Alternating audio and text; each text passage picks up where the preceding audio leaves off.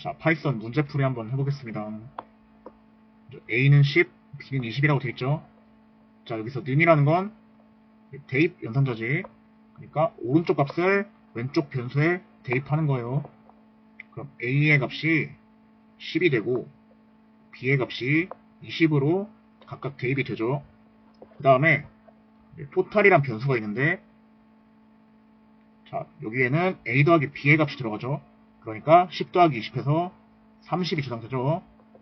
그 다음에 average라는 변수가 있는데, 여기는 total 슬래시 2라고 되어있지. 토탈은 30이니까 그럼 30을 2로 나눈 값이 average에 저장되겠죠.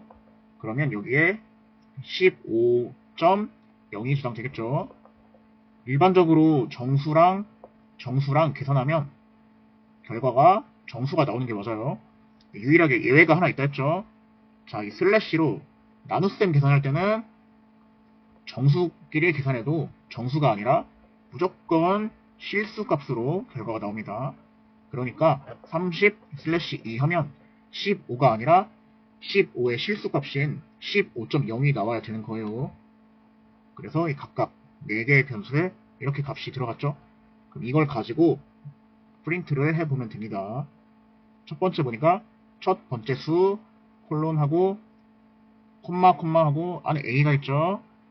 자, 콤마끼리 구분되어 있으면 각각의 요소를 띄어쓰기로 구분하죠. 그럼 첫 번째 수 콜론 한 칸 띄고 A의 값이 나오겠죠. A가 지금 10이니까 첫 번째 수는 10 나오고 마지막에 AND가 있죠. 이거는 끝에 나올 값을 지정하는 거죠. 그러니까 첫 번째 수는 10 하고 끝에 콤마 붙이고 이렇게 첫 번째 프린트가 마무리되겠죠.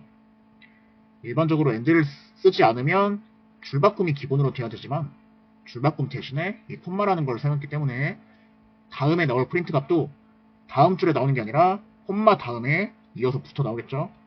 그래서 두 번째 프린트인 두 번째 수는 B, 이 값도 바로 옆에 붙어서 이렇게 나오겠죠. 그 다음에 세 번째 프린트는 여기 두 번째 프린트에서 AND를 따로 조정하지 않았기 때문에 이번엔 줄이 바꿔서 나오겠죠. 그래서 평균은 콤마 에버리지니까 평균은 하고 에버리지 값이 15.0이 나와야 되지만 여기 SEP라고 또 써놨죠. 이거는 각각의 요소를 구분하는 값을 지정하는 거예요. 그럼 각각의 요소를 이걸로 구분하니까 이런 식으로 각각의 요소를 이걸로 구분한 이런 문장이 출력되겠죠. 그래서 이걸 실행하면 이렇게 두 줄이 나오게 됩니다. 자, 두 번째 문제를 보니까 이 스코어 1, 2, 3라는 변수에 실수 값을 각각 대입을 해놨어요. 그리고 average라는 변수에 3개의 값을 전부 다 더하고 3으로 나눈 값, 다시 말해 평균 값을 여기다가 저장하고 있죠. 그럼 average 값은 자, 이거 3개를 더하면 252.4가 된대요. 이거를 3으로 나눈 거니까 84.13333이 나와요. 자, 파이썬에서는 적당히 한 14자리쯤에서 끊으니까 이렇게 값이 나오겠죠. 자, 그럼 이걸 가지고 이제 포맷과 라운드를 사용해서 반올림을 해볼 거예요. 자, 첫 번째에서는 이제 포맷을 사용하는데 프린트 1번 콜론하고 포맷 그 안에 average랑 다운표안에 .ef가 있죠. 그러면 포맷이란 건 이 값을 .ef니까 소수점 이하 둘째 자리까지 출력한다는 거예요. 그러면 이 84.13333 이 값을 소수점 이하 둘째 자리까지 출력하는 거니까 셋째 자리에서 반올림한다고 생각하면 되겠죠. 그래서 첫 번째 출력은 이런 식으로 나오고, 자, 두 번째 출력 보니까 2번은 라운드가 나와있죠. 라운드도 마찬가지로 반올림을 해주는 거예요. 포맷이랑은 형식이 다르죠. 자, average의 값을 자, 3만 써놨지? 여기서는 이 써놓은 숫자 자릿수까지만큼만 출력한다는 거예요. 그 말은 average의 값을 소수점 이하 셋째 자리까지 출력한다는 거죠. 그 말은 다시 말하면 소수점 이하 넷째 자리에서 반올림하는 거죠. 그러니까 두 번째 출력은 이런 식으로 나오겠습니다. 세 번째 문제 보니까 A는 57, B는 6으로 이렇게 값들이 대입이 돼 있죠. 그리고 C랑 D를 보니까 C는 A // B, D는 A %B죠. //는 이제 몫을 계산하는 거고 %는 나머지를 계산하는 거죠. 그 말은 A를 B로 나눴을 때 몫과 나머지 값이 각각 C, D에 들어가는 거예요. 그럼 A가 57이고 이거를 B로 나눴으니까 57을 B로 나누면 이런 식으로 계산할 수 있겠죠? 그래서 몫인 9가 C가 되고 나머지인 3이 D가 되겠죠? 이거를 기반으로 3개의 출력을 해보면 첫 번째 프린트는 1번 땡땡 C니까 이렇게 나오겠죠? 두 번째 프린트는 2번 땡땡 D니까 이렇게 나오겠죠? 마지막 세 번째 프린트는 3번 땡땡 C 플러스 D래요. 근데 여기서 C 플러스 D가 다운표 안에 들어있죠? 그럼 이 C 플러스 D는 위에서 사용한 이 변수들의 연산 결과가 아니라 그냥 C 플러스 D라는 그냥 문자 그 자체가 나오겠죠? 그러니까 3번 땡땡 C 플러스 D 이렇게 나오겠죠? 그래서 변수와 문자의 출력 그 개념을 반드시 알고 있어야지 이런 문제에 낚이지 않겠죠? 네 번째는 이제 리스트에 대한 문제인데 리스트는 여러 개의 값을 한 번에 저장하는 공간을 말하죠. 자, 프렌즈라는 리스트가 있고 자, 세 가지 요소가 지금 리스트에 저장이 되어 있습니다. 그리고 리스트에는 append와 remove라는 메소드가 있다 했죠. 자, friend.append 하고 괄호 안에 민균이라고 했어요. append는 리스트에다가 값을 추가하는 메소드입니다. 그래서 내가 지정한 값이 리스트의 가장 끝에 저장이 되는 거예요. 그래서 여기 3개의 요소가 있는 리스트의 마지막에 이런 식으로 내가 지정한 값이 새롭게 추가가 되는 겁니다. 그 다음에 remove는 말 그대로 제거하는 거겠죠. 내가 지정한 이 요소를 리스트에서 제거하는 거예요. 그러면 이 속성을 찾아가지고 알아서 리스트에서 값을 제거를 해줍니다. 그러면 이 세 가지의 값만 리스트에 남아있겠죠. 그래서 리스트의 요소를 다시 써보면 이런 식으로 세 가지의 값만 프렌즈라는 리스트에 남아있겠죠. 자, 그리고 리스트는 각각의 요소마다 순서 번호가 있다 했죠. 그걸 우리가 인덱스라고 했어요. 인덱스는 0번부터 시작이죠. 그러니까 0번, 1번, 2번 이렇게 순서 번호를 매길 수 있겠죠. 이거를 바탕으로 자 프린트를 해봅시다. 자, 첫 번째 친구는 하고 프렌즈의 대괄호 안에 0이라고 되어 있죠. 이거는 프렌즈라는 리스트에 0번째 칸에 있는 값을 내가 가져오겠다는 거예요. 그럼 이 리스트에 0번째 칸이면 여기죠. 그러니까 첫 번째 친구는 홍균이 나오겠죠. 두 번째는 내 모든 친구든 하고 friends라고 되어 있죠. friends는 이 리스트의 이름이죠. 그러면 리스트의 모든 요소를 출력하는 거예요. 근데 앞에 이 별이 붙어 있으니까 이 리스트의 모든 요소를 출력하되 이런 대괄호나 따옴표 이런 거 다 버리고 들어있는 요소만 띄어쓰기를 기준으로 출력하겠다는 거예요. 그래서 이걸 실행하면 내 모든 친구는 하고 홍균, 균재, 민균이 띄어쓰기를 기준으로 깔끔하게 출력이 됩니다. 만약에 별이 붙지 않으면 여기 리스트 형식 그대로 이런 대괄호랑 뭐 따옴표 이런 것까지 다 같이 해서 이렇게 나오겠죠. 그래서 리스트에서는 값을 넣고 빼는 이 메소드의 존재와 인덱스 순서 번호의 개념을 잘 알고 있어야겠죠.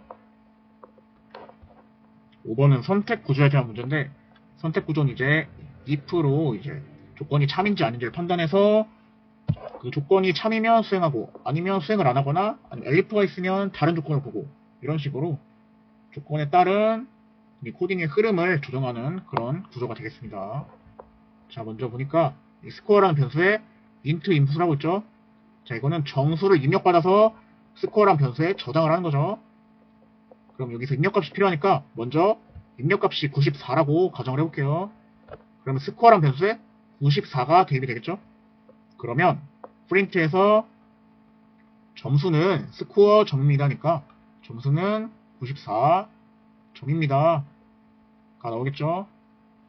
그 다음에 if 스코어가 90보다 작거나 크거나 같다. 그리고 스코어 %2가 0이다. 이게 참이면 이 문장을 실행할 수 있겠죠. 그리고 이게 거짓이면 elif로 가서 두 번째 조건을 탐색하겠죠. 여기 조건을 보니까 AND가 나와있죠. AND는 이 양쪽에 있는 두 개의 조건이 전부 참일 때만 전체가 참이 되는 거죠. 그럼 지금 입력값이 94니까 스코어가 94죠. 그럼 94가 90보다 크거나 같다. 여기는 참이 되고 스코어 퍼센트 2가 0이다. 그럼 94% 2가 0이냐를 물어보는 거죠. 자, 퍼센트 2라는 거는 스코어를 2로 나눴을 때 나머지가 0이면 되는 거죠. 다시 말하면 이 스코어 값이 짝수인지 물어보는 거니까 여기도 참이 되겠죠. 그러니까 둘 다 참이어서 전체가 참이 되니까 여기가 실행이 되겠죠. 그래서 등급 땡땡하고 A가 출력되겠습니다. 자, 여기 들어왔으니까 이제 뒤에는 볼 필요가 없겠죠. 그 다음에 입력값이 83일 때를 한번 보면 그럼 스코어 값이 83이 되고 다시 여기부터 조건을 보면 자, 83이 90보다 크거나 같다. 여기부터 거짓이 되죠. 그러면 AND가 무조건 거짓이 되니까 여기는 이제 못 들어가고 두 번째 elif에 있는 조건을 보면 돼요. 83이 70보다 크거나 같다. 여기는 참이죠. 여기는 5어라고 되어 있으니까 하나라도 참이면 전부가 참이 되죠. 그러니까 여기가 바로 실행이 되겠네요. 자, 뒤에 걸 보니까 여기도 한번 보면 자, 83% 2가 느낌표 이꼴 0이다. 느낌표 이꼴은 같지 않다는 뜻이죠. 그럼 83을 2로 나눈 나머지가 0이 아니다. 다시 말해서 짝수가 아니다. 다시 말하면 홀수다라는 뜻이죠. 그럼 여기도 참이네. 그러니까 아무튼 5어니까 하나라도 참이면 전체가 참이 되니까 여기가 실행이 되겠죠. 그러니까 입력값이 83일 때는 먼저 여기서 점수는 83점입니다. 가 출력이 되고 등급은 B가 출력이 되겠죠. 자, 이렇게 if, elif로 이렇게 나열이 되어 있을 때 주의할 점은 오로지 한 곳만 들어갈 수 있다. if에 들어가든 elif에 들어가든 else에 들어가든 무조건 각각의 조건에 대해서 한 곳만 들어갈 수 있다. 뭐 등급 A, 등급 B가 둘 다 나올 수 있는 경우는 절대 없다. 이런 것만 주의하면 되겠습니다. 6번은 반복 구조 중에서 while에 대한 문제예요. 그러니까 while을 풀 때는 크게 두 가지만 보면 돼요. 첫 번째는 변수의 값의 변화를 보고 두 번째는 이제 반복 조건의 변화를 보면 됩니다. 우리 웬만한 문제는 전부 다 while의 조건에 어떤 변수가 연관이 돼 있어요. 처음에는 그래서 변수의 값에 따라서 조건이 계속 참이어서 반복을 하다가 변수의 값이 변화함에 따라서 반복 조건이 어느 순간에 거짓이 되는 시점이 옵니다. 그때 반복이 멈추기 때문에 이 값의 변화랑 반복 조건의 변화 이거를 잘 써보면 분명히 답이 나와요. 그럼 이거대로 한번 문제를 풀어볼게요. 먼저 여기 문제에서 변수가 몇 개인지를 한번 찾아봐요. 자, count랑 a라는 변수가 있죠. 그럼 count랑 a의 값의 변화를 한번 쫙 써보면 돼. count가 5고 a가 0으로 시작을 하죠. 그 다음에 while 반복문이 시작이 돼요. while은 여기 있는 이 조건이 참이면 여기 있는 들여쓰기 된 문장을 실행하는 거죠. 그럼 while의 조건을 한번 써볼게요. 자, 처음에 count가 0보다 크거나 같다죠. count가 지금 5니까 5는 0보다 크거나 같다가 되죠. 그러면 조건이 참이기 때문에 여기 있는 문장을 실행하게 되죠. 자, while 안에 첫 번째 문장을 보니까 print가 나와있죠. 그럼 뭔가 출력이 일어나겠죠. 자, print count니까 count의 현재 값을 출력하는 거예요. 그러면 첫 번째 출력은 5가 나오겠죠. 그 다음에 count 마이너스 equal 1이라고 되어있죠. 마이너스 equal은 오른쪽 값을 왼쪽에다 빼는 거예요. 그러니까 count의 값을 1 줄이는 거죠. 그러면 count가 5에서 4가 되고 그 다음에 a 플러스 equal은 1이라고 되어있죠. 이거는 오른쪽 값을 왼쪽에 더하는 거예요. 그러니까 a의 값이 1 증가하겠죠. 그래서 a가 0에서 1이 되고 그러면 while의 조건이 참일 때 수행할 모든 명령을 끝냈죠. 그러면 이제 다시 여기 조건으로 돌아가서 반복을 더 할지 말지를 판단을 하는 거예요. 그럼 조건을 보니까 아까랑 다르게 조건이 변화했어요. 왜냐면 카운트에 대한 반복 조건을 써놨는데 카운트의 값이 변해버렸죠. 그래서 조건이 4가 0보다 크거나 같다가 됐죠. 근데 여전히 조건이 참이니까 여기 있는 이 세 문장을 다시 또 실행하는 거예요. 그럼 프린트 카운트 하면 이번엔 카운트 값이 4니까 4를 출력하고 그 다음에 카운트에서 1의 값을 빼고 그 다음에 a에다가 1을 더하면 이런 식으로 되겠죠. 그러면 조건이 참일 때 수행할 명령을 또 다 했으니까 다시 반복 조건을 봐서 반복을 또 할지 말지를 결정을 하는 거예요. 이번에는 카운트가 3이 됐으니까 3이 0보다 크거나 같다죠. 또 참이니까 다시 이 세 개의 문장을 수행합니다. 그럼 3 출력하고 카운트 값 1 줄이고 a의 값을 1 늘려요. 그 다음에 다시 또 조건을 보니까 2는 0보다 크거나 같다. 또 참이니까 한 번 더 실행해요. 그럼 카운트 값 출력하면 2가 되고 카운트 값 1 줄이면 1이 되고 a의 값을 1 증가시키면 4가 되죠. 그 다음에 다시 조건을 보니까 1이 0보다 크거나 같다가 되죠. 또 참이니까 카운트 값 1 출력하고 그 다음에 카운트 값 1 빼고 a 값 1 증가시키면 이렇게 되고 다시 조건 보니까 0이 0보다 작거나 같다. 또 참이죠. 그러면 카운트 값 또 출력하고 카운트 1 줄이고 a 값 1 늘리면 또 반복이 끊었죠. 그 다음에 조건을 보니까 카운트가 마이너스 1이고 마이너스 1이 0보다 크거나 같다. 이때 조건이 거짓이 돼버려요. 그럼 이때 반복을 중단하고 반복문을 탈출하고 다음 명령을 실행하는 거예요. 다음 명령은 그냥 프린트 두 개가 나와 있으니까 출력을 하면 되겠죠. 그럼 첫 번째 발사가 출력되고 두 번째 반복 횟수는 하고 a가 나와 있죠. 그럼 a의 값인 6을 이렇게 출력하고 프로그램이 종료가 되겠습니다. 그래서 실행하면 이렇게 총 5, 4, 3, 2, 1, 0, 발사, 반복해서 6 이런 식으로 출력값이 나오게 될게요. 다음 문제는 반복 구조 중에 for에 대한 문제가 나와 있어요. for는 아까 while은 반복 조건이 참이면 계속 수행하는 거였죠. for는 이제 반복 범위가 주어지고 내가 몇 번 반복할지를 미리 알고 나서 반복을 실행하는 거예요. 그래서 for가 나오면 먼저 뭘 보라고 했죠?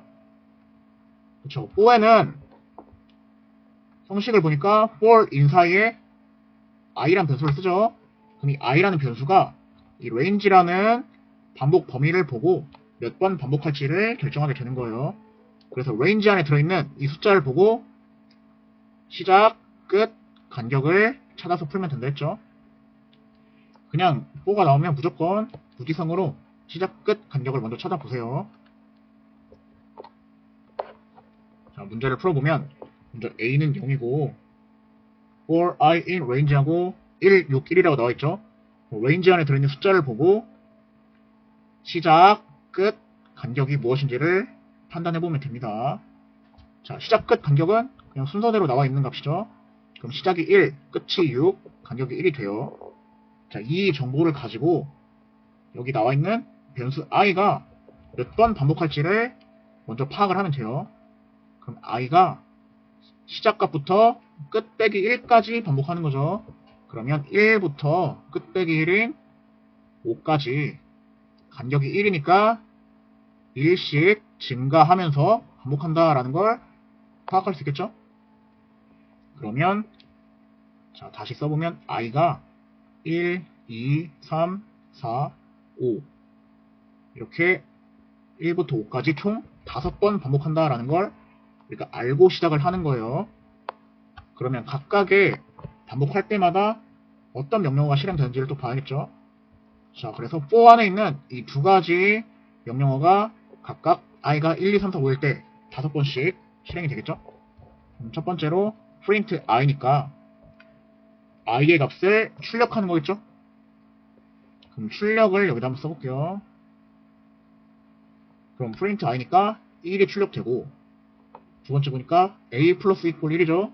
그럼 변수 a의 값을 1 증가시키는 거겠죠. 그럼 a의 값도 여기 써보면 a가 지금 0이었죠. 근데 a에다 1을 더하니까 1이 되겠죠. 여기까지 했을 때 첫 번째 반복이 끝났죠. 그럼 그 다음 두 번째 반복은 i가 2일 때를 가지고 또 반복을 하겠죠. 그럼 프린트 i니까 2가 출력되고 또다시 a 플러스 이퀄 1이니까 a의 값을 1 증가시켜서 a가 2가 되겠죠. 그럼 i가 3일 때도 똑같이 반복하니까 3 출력하고 a의 값이 1 증가하고 i가 4일 때도 4 출력하고 a의 값이 1 증가하고 그 다음에 i가 5일 때 5 출력하고 a의 값이 1 증가하겠죠. 여기까지 했을 때 내가 지정한 반복 범위를 다 수행했으니까 이제 반복문을 탈출하는 거예요. 그 다음에 있는 이 프린트 두 개를 실행하고 프로그램이 종료가 되겠죠. 그러면 자 발사가 출력이 되고 그 다음에 반복 횟수는 하고 a가 있죠. 자 a의 값은 여기서 5에서 멈췄죠. 그러니까 반복 횟수는 5 실행하고 프로그램이 종료가 되겠죠. 그래서 출력 값은 이렇게 총 7줄이 나오겠습니다. 8번 문제도 반복 구조 중에 for에 대한 문제죠. 그럼 먼저 range가 또 나왔으니까 range 안에 있는 시작 끝 간격을 찾아보면 돼요. 자 먼저 a가 7이니까 1,7이겠죠. 이거를 바탕으로 시작 끝 간격을 찾아보겠습니다. 근데 숫자가 두 개밖에 없으니까 하나가 생략이 된 거죠. 숫자가 두 개일 때는 무조건 간격이 생략이 된 거예요. 간격이 생략되면 1이라고 했죠. 그리고 나머지 시작 끝은 생략되지 않은 거니까 순서대로 1, 7이 되겠죠. 그래서 시작 끝 간격은 1, 7, 1이 되고 이걸 바탕으로 i가 몇 번 반복할지를 찾으면 돼요. 그럼 i가 시작 값인 1부터 끝 빼기 1 값인 6까지 간격이 1이니까 1씩 증가한다. 이거를 찾아낼 수 있겠죠. 그러면 i가 1, 2, 3, 4, 5, 6일 때 총 6번 반복을 하게 되겠죠. 그럼 반복할 때마다 어떤 명령이 실행되는지 보니까 자 이렇게 선택 구조가 나와 있죠. 만약에 i%3이 0이면 이 프린트로 i의 값을 출력한다. 그러면 if 조건을 한번 여기 써볼게요. i가 1일 때를 보니까 1% 3이 0이다 라는 조건이죠. %는 나머지 연산이니까 1을 3으로 나눴을 때 나머지는 1이 되겠죠. 그러니까 조건이 거짓이 돼서 아무 일도 일어나지 않겠죠. 그럼 i가 2일 때는 어떨까요? 2% 3이 0이다. 2% 3은 2니까 여기도 조건이 거짓이 되겠죠. 자, 근데 i가 3일 때 보니까 3% 3은 0이 맞죠. 그러니까 이때 처음으로 프린트가 실행되겠죠. 그럼 여기다가 출력을 한번 써보면 i가 3일 때 처음으로 이 조건이 참이 된 거니까 프린트 i의 값인 3이 출력되고 여기 end가 있죠. 그럼 줄바꿈 대신에 내가 지정한 값이 끝에 오는 거예요. 그럼 end하고 띄어쓰기가 한 칸 들어있죠. 그러면 출력하고 줄바꿈이 일어나는 게 아니라 한 칸 띄고 다음에 들어올 프린트가 요 옆에 나란히 붙어서 출력이 되는 거겠죠. 자 그러면 i가 4일 때는 당연히 3으로 나눴을 때 나머지가 0이 아니니까 여기도 거짓이 되겠죠. 5일 때도 거짓이 되고 6일 때는 또 6% 3은 0이 되니까 이때 참이 돼서 i의 값인 6이 출력되고 또 한 칸 띄고 이렇게 프로그램이 종료가 되겠죠. 그러니까 이 코드는 3의 배수만 출력하는 코드가 되겠죠. 그래서 출력값을 정확히 써보면 3 띄고 6 띄고 이런 식의 출력값이 나오겠습니다. 9번은 함수에 대한 문제인데 자, 함수라는 건 크게 두 가지 부분이 있어요. 자, 정의하는 부분이 있고 호출하는 부분이 있습니다. 정의는 그냥 쉽게 생각하면 함수를 만드는 거죠. 호출은 함수를 실행시키는 거예요. 그래서 어디가 정의 부분이고 어디가 호출 부분인지를 정확히 파악을 해야 돼요. 함수라는 건 정의됐을 때는 그냥 만들어지기만 한 거고 당장은 실행되지 않아요. 함수는 반드시 미리 정의된 함수가 호출이 될 때 그때 실행되는 거예요. 그럼 이 개념을 가지고 코드를 보니까 자, 먼저 정의된 부분을 찾아볼게요. 함수의 정의는 우리가 def라는 걸 가지고 한다 했죠. 그래서 define 함수를 정의하는 거예요. 그래서 stars라는 이름의 함수를 정의한 건데 정의된 부분이 어디까지인지를 파악해야겠죠. 그럼 이 함수 부분에서 이렇게 들여쓰게 된 영역이 있죠. 그럼 여기까지가 함수가 정의된 부분이겠죠. 아까 말했듯이 함수의 정의 부분은 만들어지기만 한 거고 당장은 실행이 안 되는 거예요. 그럼 여기 정의 부분은 일단 패스하고 나머지 부분이 먼저 실행이 되겠죠. 그래서 여기가 첫 번째로 실행되겠죠. 그럼 보니까 print하고 stars하고 괄호 열고 3이라고 되겠죠. 자, 여기 stars란 건 뭐예요? 위에서 정의한 함수의 이름이죠.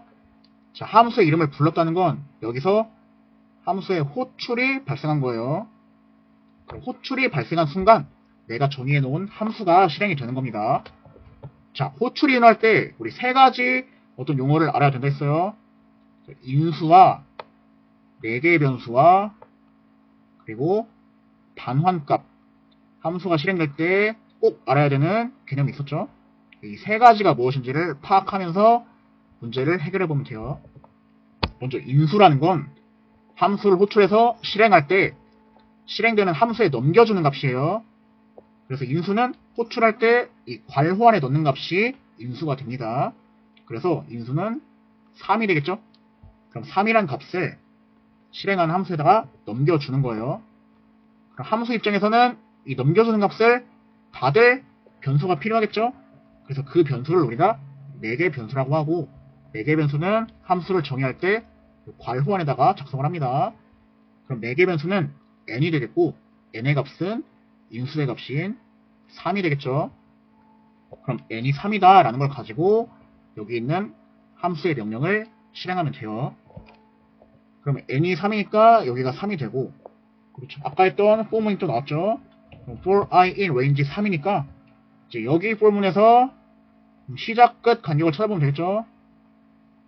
시작 끝 간격 쓰고 지금은 range 안에 숫자가 하나밖에 없죠. 그 말은 두 가지가 생략이 되었다는 거예요. 자, 시작 끝 간격 중에서 유일하게 생략을 하지 못하는 게 끝이죠. 그러니까 끝이 3이 되고 나머지 시작이랑 간격은 생략이 되어 있는 거예요. 시작이 생략이 되어 있으면 기본값이 0이죠. 간격은 1이 됩니다. 그럼 이거를 가지고 이 변수 i가 몇 번 반복하는지를 찾아보면 돼요.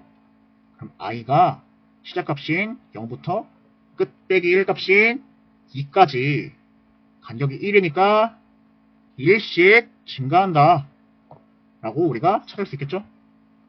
그럼 i가 0, 1, 2 총 3번 반복하는 거겠죠.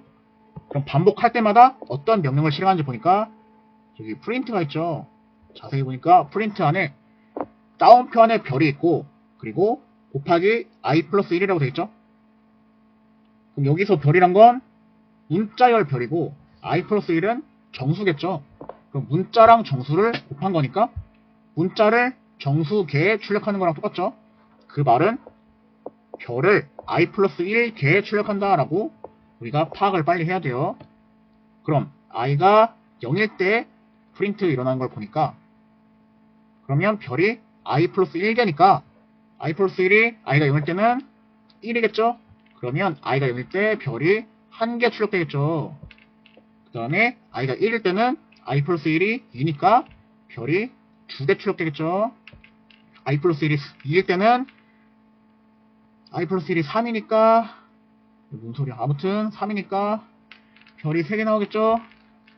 그 다음에 내가 지정한 반복 범위를 모두 수행했으니까 포문을 탈출하고 보니까 이제 return이란 게 있죠. return은 return 다음에 나오는 이 값을 호출한 위치로 되돌려주는 거예요. 자, return 별 곱하기 n이라 돼 있죠. n의 값은 3이니까 별 곱하기 3이겠죠. 그 말은 별을 3번 출력하는 거죠. 자, 그러면 return 다음에 있는 이 값이 반환 값이 되는 거예요. 그 반환 값은 별을 3번 출력한 별이 되는 거고 이 별별별 값이 호출한 위치로 돌아가는 거죠. 호출한 위치라는 건 아까 여기 프린트 내부에서 호출이 일어났죠. 그러면 여기 색칠한 이 부분이 반환값으로 들어가는 거예요. 그 말은 프린트 별 하라는 거겠죠. 그래서 마지막에 별 출력되고 프로그램이 종료가 되겠습니다.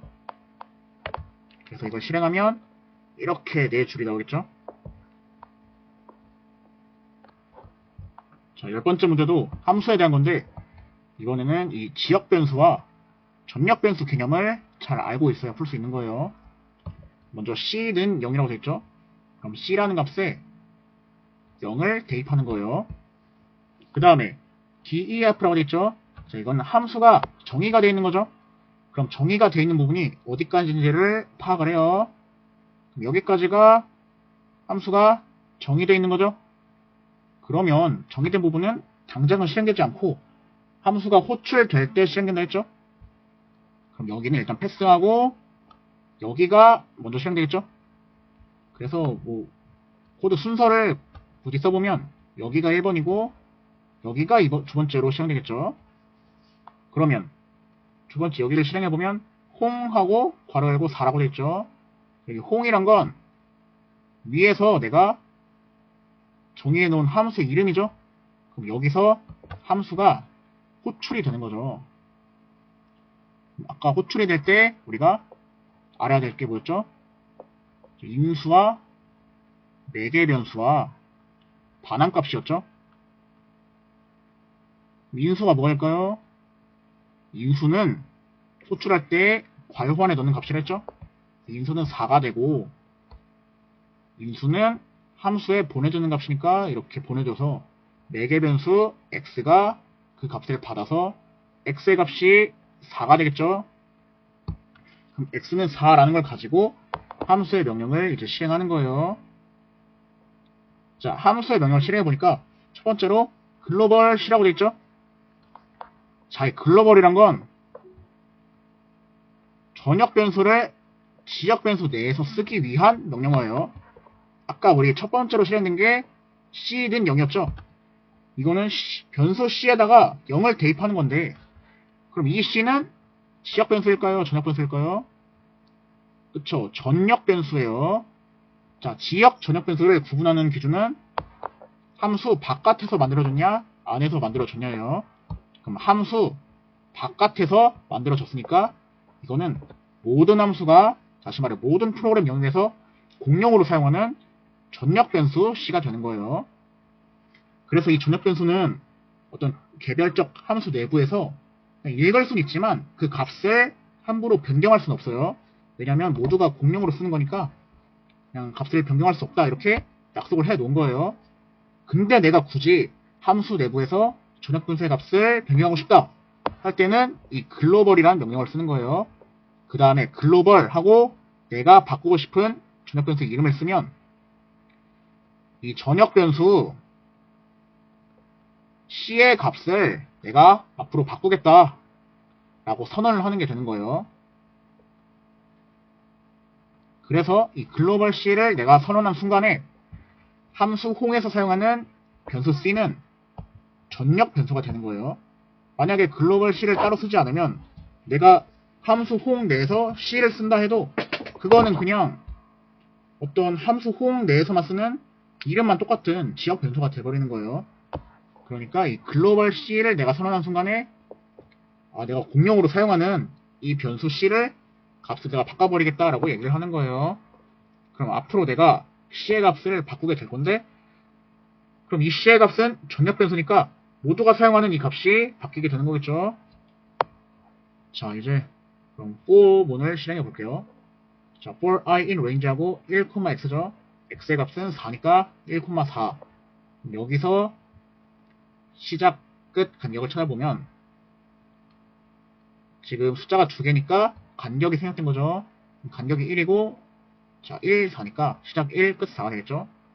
그러면 변수 i가 1부터 3까지 1씩 증가하는 거겠죠. 그러면 i가 1, 2, 3일 때 각각 실행되는 걸 봐야겠죠. 보니까 명령이 C 플러스 이꼴 i라고 되어있죠. 그럼 C에다가 i의 값을 더한다는 거겠죠. 그럼 C의 값의 변화를 써볼게요. C가 최초에 0으로 시작하죠. 그럼 0에다가 i가 1일 때 i의 값을 더하는 거니까 C가 0 더하기 1에서 1이 되겠죠. 그 다음에 i가 2일 때는 C가 지금 1이죠. 거기다가 i 값을 더하니까 1 더하기 2에서 i가 3이 되겠죠. 마지막으로 i가 3일 때는 현재 C의 값인 3에다가 i 값인 3을 더해서 3 더하기 3인 6이 되겠죠. 그 다음에 모든 명령이 끝났죠. 반복에 대한. 이제 반복문을 탈출하고 여기 나와 있는 프린트를 실행하겠죠. 자, 그러면 여기서 출력이 발생하는데 출력 값을 여기다 써볼게요. 그럼 함수 unseed는 하고 C의 값을 출력하는 거죠. 그럼 여기서 C는 방금 6이 됐죠. 그러니까 6이 나와요. 그럼 여기까지 출력하면 홍이라는 함수에 모든 명령을 실행한 거죠. 근데 아까와 다르게 return이 따로 없죠. return은 없을 수도 있겠죠. 그러니까 반환값은 없는 거예요. 반환값이 없는 경우에는 그냥 함수가 종료되면 호출한 위치로 다시 돌아가는 거예요. 그럼 그 다음에 호출한 위치 다음에 있는 명령을 실행하게 되겠죠. 그럼 프린트가 또 있죠. 그럼 이걸 실행해보면 함수 C는 하고 C의 값을 출력하죠. 그럼 여기서 C는 똑같이 6이 나오겠죠. 왜냐하면 홍이라는 함수에서 글로벌 C라는 명령을 실행했기 때문에 모두가 사용하는 전역 변수 C의 값을 바꿨기 때문에 이 C를 어디서 출력하든 C의 값은 항상 똑같겠죠. 그렇기 때문에 함수 한수는 6, 함수 박스는 6, 똑같이 C의 값이 동일하게 출력이 되겠습니다. 마지막은 이제 클래스와 인스턴스에 대한 문제인데, 자, 그럼 클래스가 뭐고 인스턴스는 뭔지 알아야겠죠. 자, 클래스랑 인스턴스 개념 다 배웠죠. 자, 이걸 알기 전에 우리가 먼저 객체라는 걸 알아야겠죠. 객체는 뭐랑 뭐로 구성돼요? 속성과 메소드로 구성된다 했죠. 그래서 파이썬은 객체 지향 프로그램이기 때문에 이 객체들이 유기적으로 이렇게 상호작용하면서 하나의 큰 프로그램을 만든다고 했어요. 그때 객체의 구성 요소는 속성과 메소드가 있고, 속성은 객체의 상태를 나타내고 메소드는 객체의 행동을 나타낸다 했죠.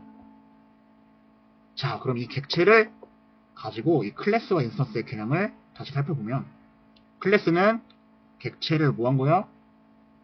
객체를 정의한 거예요. 그래서 객체를 만들기 위한 설계도의 역할을 한다 했죠. 그리고 인스턴스는 객체를 실제로 사용하기 위해서 실체화하는 거예요. 이 실체화를 해야지 프로그램 상에서 구현이 돼가지고 내가 실제로 사용할 수가 있는 거예요. 그래서 클래스라는 설계도를 보고 객체를 실제로 사용할 수 있게 실체화한 것이 인스턴스가 되는 겁니다. 이 개념을 가지고 문제를 풀어보도록 하겠습니다. 자, 클래스는 직관적으로 클래스라고 해서 이렇게 정의가 돼요. 자, 클래스와 인스턴스 문제가 나왔을 때 가장 먼저 이 클래스가 정의된 모습을 보고 클래스의 구성 요소를 파악하는 게 중요해요. 자, 함수와 마찬가지로 클래스도 정의되는 부분이 있어요. 먼저 정의된 부분이 어디까지인지를 파악해봐요. 그러면 이렇게 들여쓰기 된 영역이 클래스가 정의된 부분이겠죠? 그럼 이렇게 여기까지가 클래스가 정의된 부분이겠죠? 이 정의된 부분을 가지고 클래스의 구성 요소인 속성과 메소드를 먼저 파악하면 됩니다. 자, 클래스의 이름은 이거겠죠? 자, 그러면 이런 이름의 클래스가 있는데 클래스의 구성 요소를 한번 적어볼게요. 클래스는 크게 속성과 메소드로 이루어진다 했죠.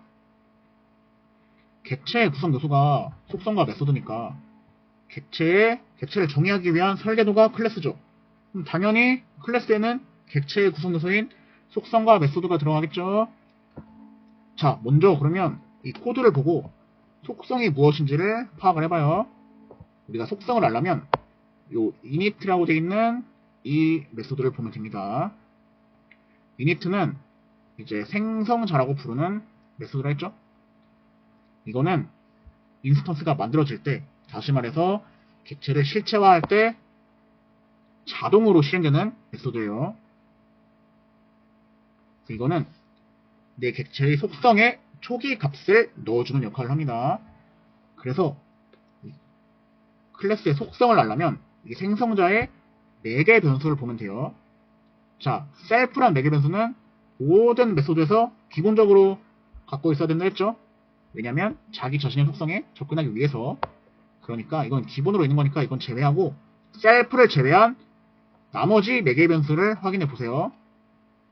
그럼 그 나머지 매개 변수가 클래스의 속성 값이 된다 라고 이해하면 됩니다. 그러면 셀프를 제외한 매개 변수가 name과 레벨이죠. 그러면 이 클래스는 name이랑 레벨이라는 두 개의 속성을 갖고 있는 거예요. 그 다음에 메소드를 찾아보면 메소드는 함수의 일종이라 했어요. 그럼 함수와 똑같이 정의가 되어 있겠죠.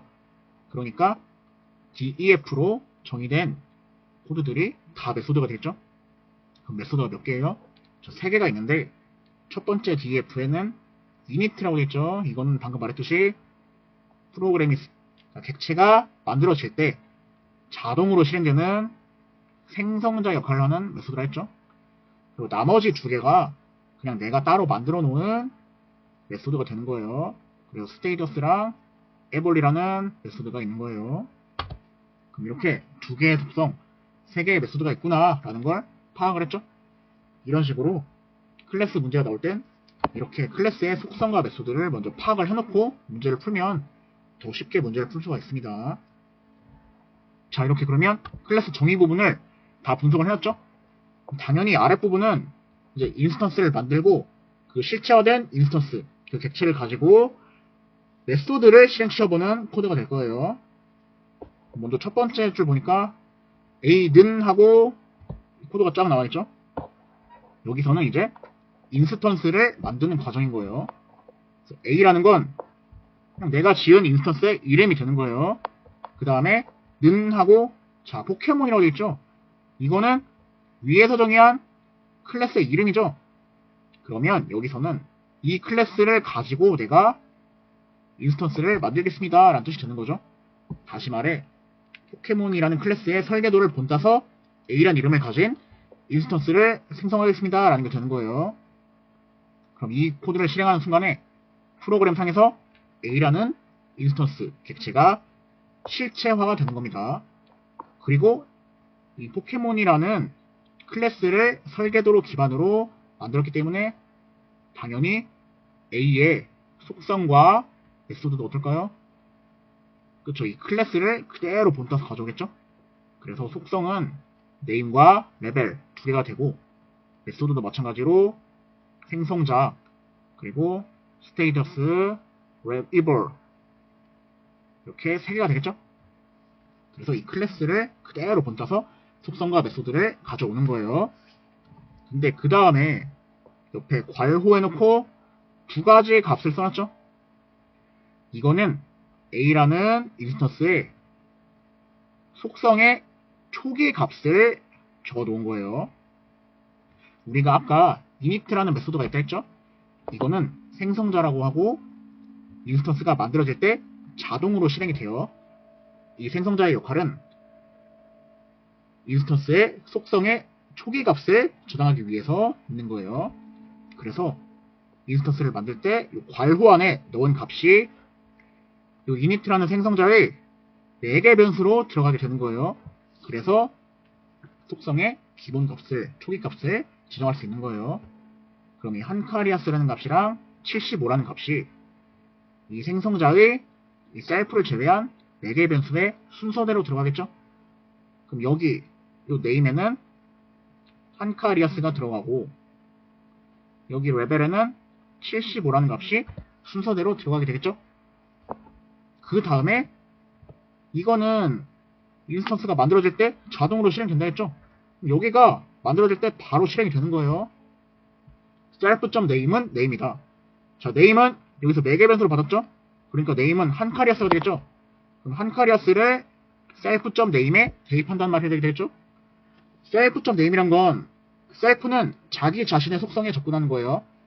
그래서 내 속성 중에서 name이라는 속성에 이 오른쪽 값인 한카리아스를 대입하겠다라는 뜻이 되겠죠? 그래서 지금 내가 A의 속성에 초기 값을 넣고 있는 거죠. 그러니까 A의 name이 한카리아스가 되게 되는 거예요. 마찬가지로 레벨도 내가 75로 받아왔죠. 그럼 A에 대해서 self.레벨에 75를 대입하는 거니까 레벨이 75가 되는 거겠죠. 이런 식으로 이 코드 한 줄로 포켓몬이란 클래스를 본따서 A란 인스턴스를 만들고 한카리아스 75라는 이 속성의 초기 값까지 저장을 하게 되는 거예요. 그럼 이 실행됨에 따라서 A란 객체가 실체화됐죠. 자, 실체화가 됐으면 이제 행동을 할 수가 있어요. 자, 객체의 행동을 나타내는 게 메소드죠. 그래서 이제 A에 대한 메소드를 실행할 수 있게 되는 거예요. 그럼 여기 두 번째 줄 보니까 A.status라고 되어 있죠. status는 내가 만들어 놓은 메소드의 이름이죠. 그래서 A.이니까 A가 status라는 메소드를 실행하겠다라는 거예요. 그럼 여기가 이렇게 실행되겠죠. 그럼 출력 값을 이렇게 적어볼게요.